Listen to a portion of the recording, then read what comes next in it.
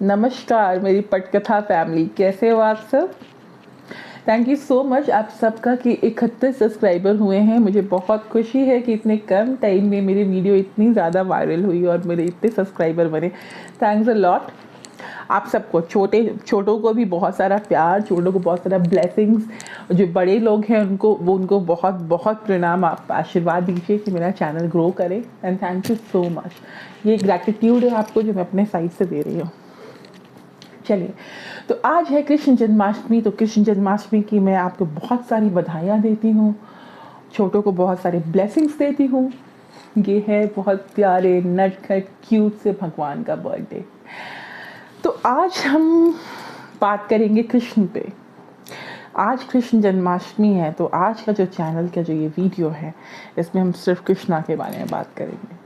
हरे कृष्णा हरे कृष्णा हरे कृष्णा, राधे राधे राधे राधे राधे राधे।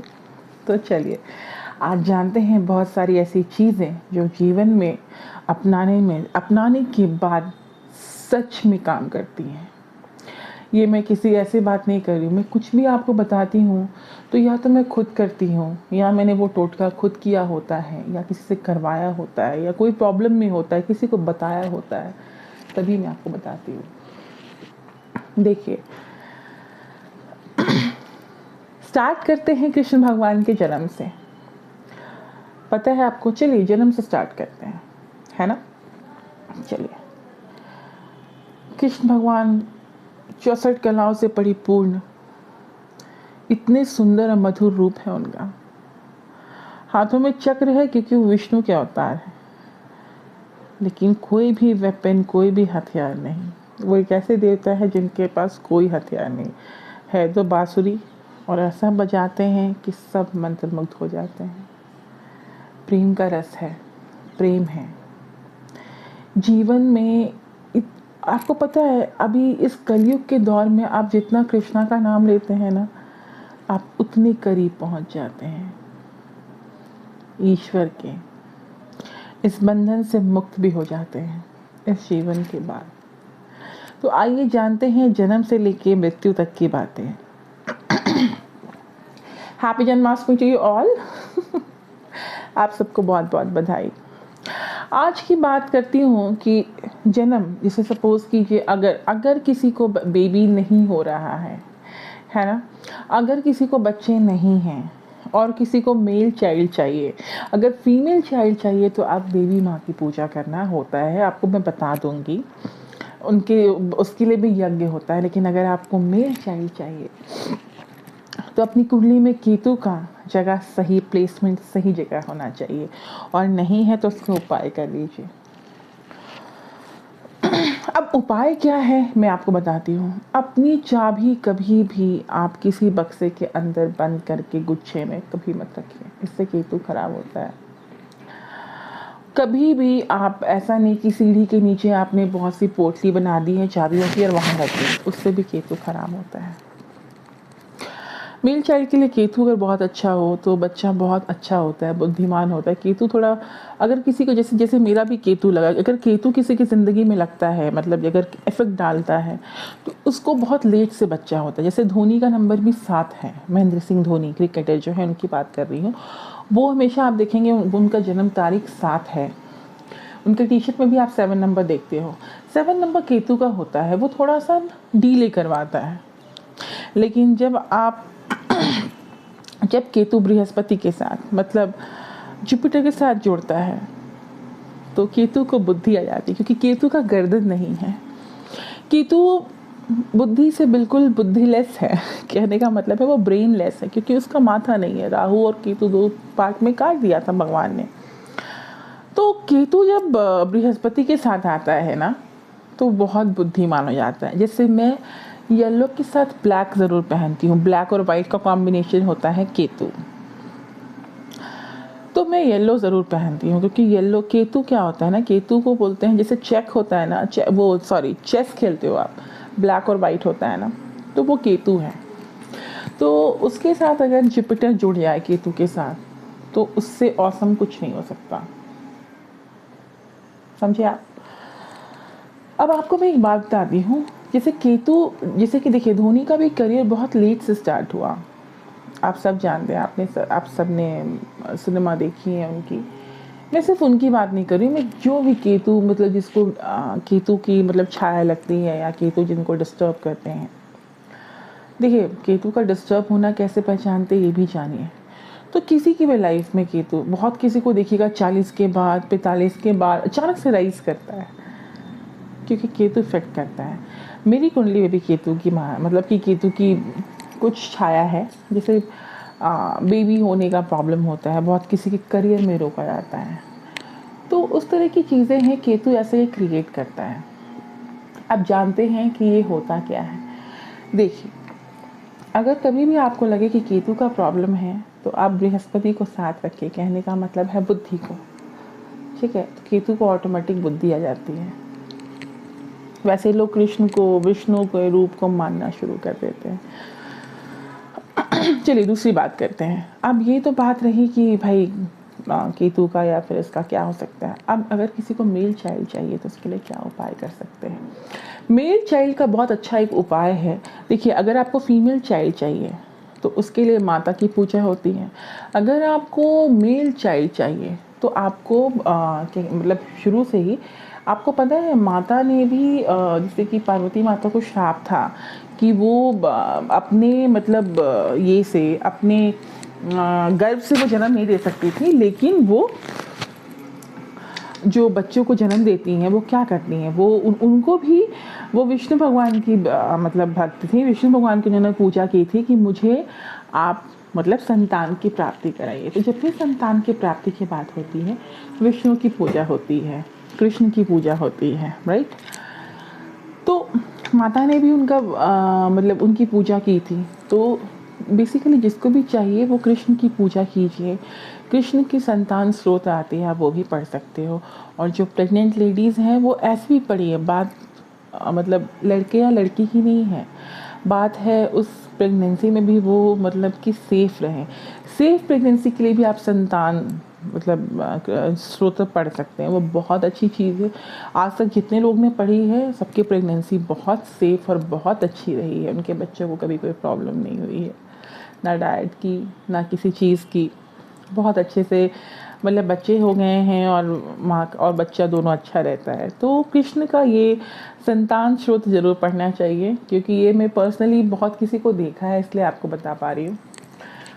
अब चलते हैं जैसे देखिए अब होता क्या है कि जैसे मैंने आपको बताया कि संतान के लिए, वैसे ही संतान की एक और उपाय बताऊंगी। आपने महाभारत का नाम सुना है।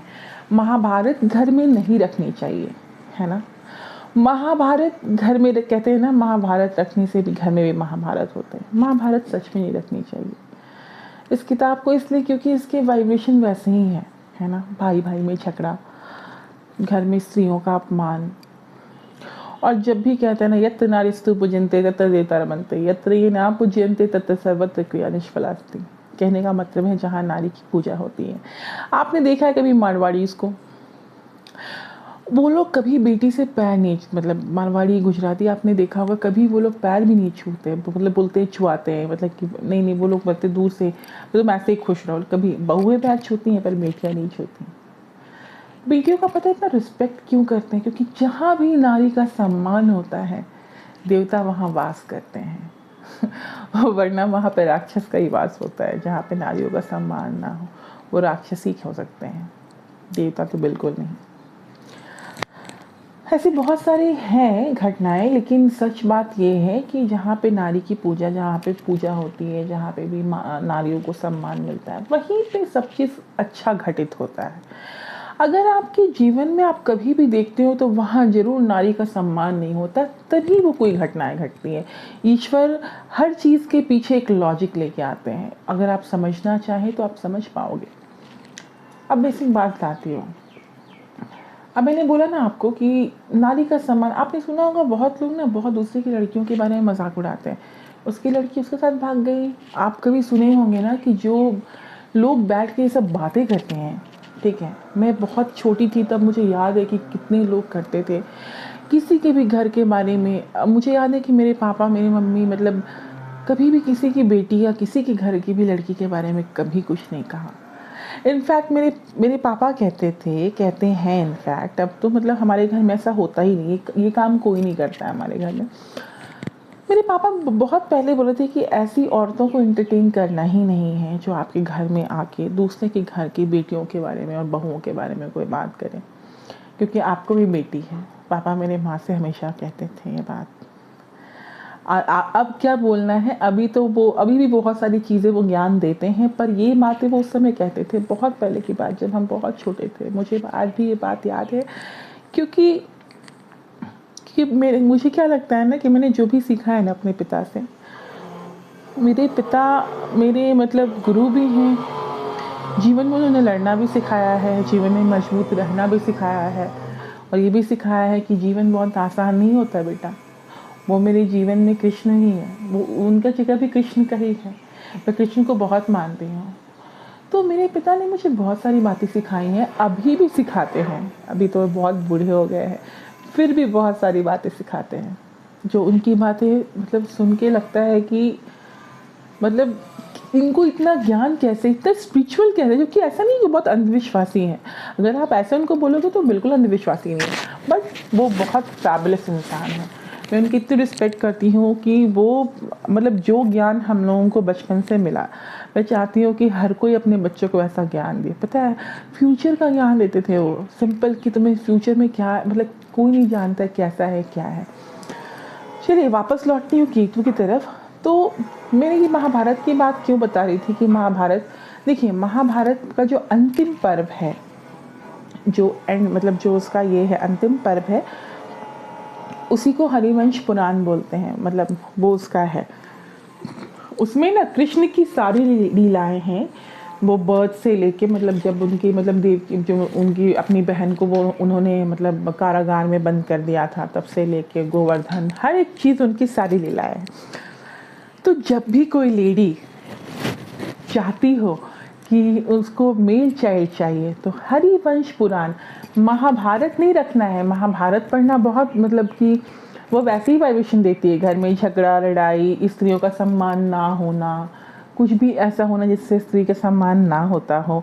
क्योंकि जब भी स्त्री का सम्मान नहीं होता है ना, तभी सब चीज़ बहुत गंदी घटती है, घटनाएं, तब सारे प्रॉब्लम्स आते हैं। क्योंकि स्त्रियां क्या है, बुध में बेटियां हैं, शुक्र में पत्नी है, पत्नी के लिए पति है, और चंद्रमा में माता है। तो स्त्रियों का हमेशा सम्मान करना चाहिए, वो चाहे बीवी हो, चाहे आपकी पत्नी हो, चाहे आपकी बेटी हो, चाहे आपकी बहन हो, चाहे आपकी बुआ हो, चाहे आपकी माता या चाची या कोई भी अन्य हो। तो इनके पता है क्या है, ये जब हरिवंश आप पढ़ते हो या किसी को भी मेल चाइल्ड चाहिए वो पढ़ता है ना, तो उसको जब आप ये, लेकिन एक तरह से इसको एक या तो मेडिटेशन के तौर पे ले लीजिए, या किसी के जाप की तरफ, जाप इन अ सेंस कहने का मतलब है कि आप उसको पढ़ के मतलब जब पढ़ रही हैं, रोज़ पढ़ रही हैं, पुराण अलग से आता है उसको पढ़ रही हैं, सारी लीलाएँ पढ़ रही हैं, भगवान से प्रार्थना कर रही है कि आप मेरे घर आइए, तो वो ज़रूर आते हैं। ईश्वर हमेशा अपने भक्तों के बुलाने पे ज़रूर आते हैं। देखिए आज श्रीएट में आके ऐसे नहीं बोलेंगे तथास्तु तुम्हारा कल्याण हो, पर आपकी जो इच्छाएं हैं उसके लिए वो जगह बनाते हैं और वो ज़रूर आते हैं।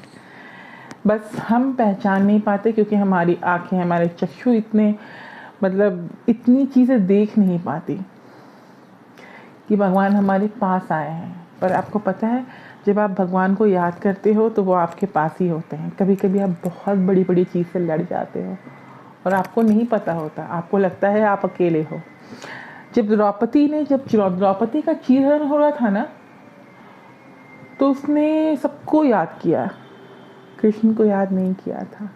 जब अंतिम बार जब उनकी इज्जत दाव पे लग रही थी ना, तब उन्होंने किया, गोविंद मेरी सत्यता की रक्षा करो।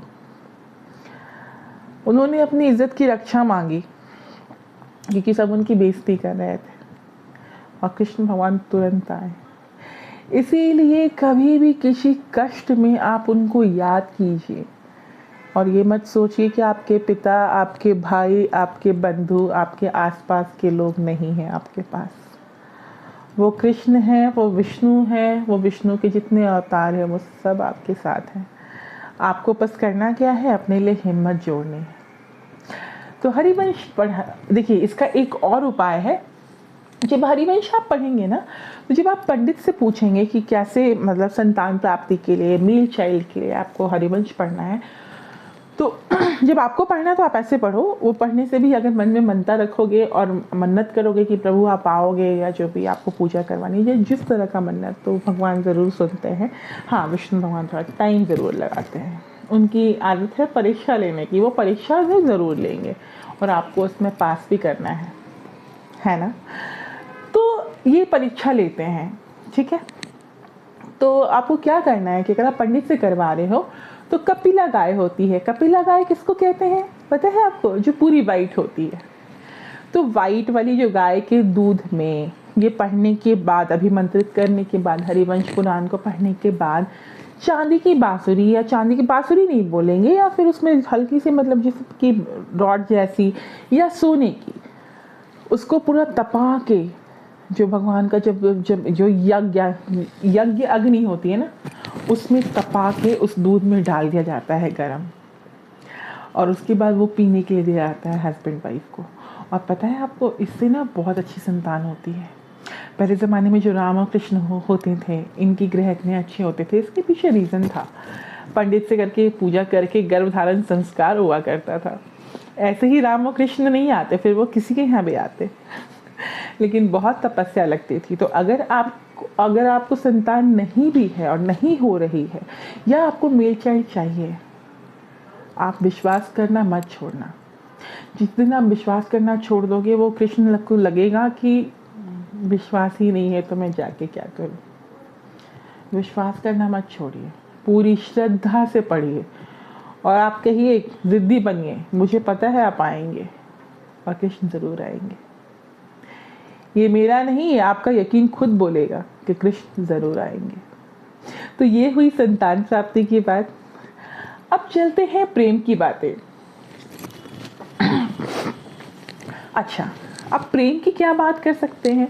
अब प्रेम की ये बात है कि आपको पता है, जब कृष्ण का राधा के साथ ये था, जब प्रेम संवाद चल रहा था और भगवान उनको छोड़ के द्वारिका चले गए थे, उनका मन बहुत, उनका पहला प्यार जो राधा है उनसे उनको असीम प्यार था।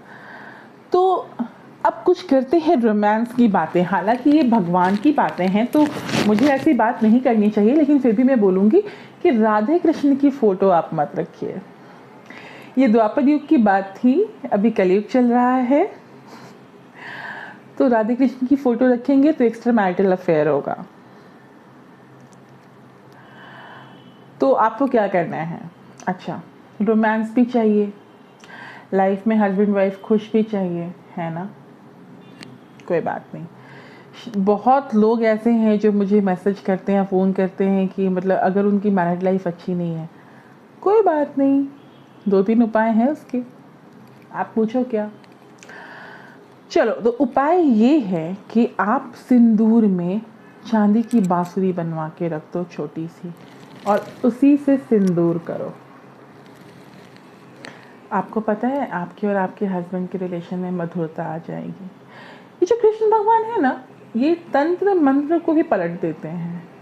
अगर किसी का कुछ किया कराया भी है और आप अगर उससे डेली लगाते हो, और सिंदूर लगाना चाहिए। एक और बात बोलूँगी, आज के फैशन के डेट में औरतें सिंदूर नहीं लगाती हैं, उनको लगता है ये आउटडेटेड फैशन है, पर सिंदूर लगाना चाहिए। आप पता है, आप किसी भी लेबर या किसी भी को देख लो, जो बीच मांग में सिंदूर लगाती हैं ना, उस स्त्री के जीवन में प्रेम बहुत अथाह होता है अपने पति का। बीच मांग का सिंदूर किसी को भी देखेगा तो वो समझ जाइएगा कि उसके जीवन में प्रेम बहुत है। सिंदूर कभी साइड वाइड में नहीं लगाना चाहिए, सिंदूर कभी गीले बालों में नहीं लगाना चाहिए, सिंदूर हमेशा सूखे बालों में लगाना चाहिए, और बाल हमेशा झाड़ लेना चाहिए, सुंदर करना चाहिए। क्यों? क्योंकि ये सिंदूर की वाइब्रेशन है, ये आपके लाइफ में असीम प्यार, असीम मतलब प्रेम लाती है, अनुराग लाती है। और जब आप बांसुरी से आप सिंदूर करते हैं तो उसमें मधुरता आती है। ये उनके लिए है जिनके लाइफ में हस्बैंड वाइफ का प्यार बहुत अच्छा नहीं है और उनके ग्रह वैसे हैं। ये सब ग्रह करवाते हैं, ये आप नहीं करते हो, ये हमेशा याद रखना, ये आपके ग्रह करवाते हैं। इसमें दोष हो सकता है इंसान का, कभी जानबूझ के भी होता है, पर ये सारी चीज़ें ग्रह करवाती हैं। आप सिर्फ कठपुतली की तरह नाचते हो, अपनी मर्जी से नहीं, ईश्वर की मर्जी से। आपने जो कर्म किए हैं आपको वो भुगतना ही भुगतना है, चाहे आप इसमें भुगते या अगले जन्म में, लेकिन इसमें भी आपको भुगतना ही है आपने जो किया है। तो इसीलिए कर्म को अच्छा कीजिए। जैसे मैंने आपको बताया ना, बेटियों के बारे में बहुत बोलते थे, और क्या आप जानते हो, एक समय में जाके अब मैं देखती हूँ कि उनके घर की बेटी या बेटे का बेटी या बेटी कहीं किसी के साथ भाग गई या ऐसा कुछ, और लोग हार्ट अटैक हो जाता है और मर जाते हैं। बहुत सारी ऐसी चीज़ें देखी है मैंने। तो किसी के बारे में भी कोई अपशब्द नहीं बोलना चाहिए। कोई नहीं जानता है कि कौन अपनी जगह पे ऑनेस्ट है ना, और आप उसके बारे में मजाक उड़ाओगे, कल सिचुएशन ऐसा आएगा कि समाज आपका मजाक उड़ाएगा। आज वो आदमी आपके बारे में बोलेगा, कल बहुत सारे लोग उसके बारे में बोलेंगे। तो ज़रूरत ही नहीं है किसी के बारे में कुछ गलत बात करने की, तो करनी ही नहीं चाहिए। चलिए अब एक चीज़ और जानते हैं कि जब हस्बैंड वाइफ में ना पट रहा हो, झगड़ा हो रहा हो, तो मधुरता कैसे लाएं, मैंने बताया। और वो जो कृष्ण भगवान की बांसुरी होती है, उसमें हल्का सा एक मोरपंख भी रखिएगा, क्योंकि मोरपंख भी नज़र झाड़ को बहुत अच्छे से मतलब कि उतारता है। तो बांसुरी में हल्का सा मोरपंख बनवाइएगा और बीच मांग में सिंदूर कीजिएगा। बीच मांग में सिंदूर करने से आप हमेशा अपने पति के क्लोज रहिएगा और हमेशा प्यार पाते रहिएगा।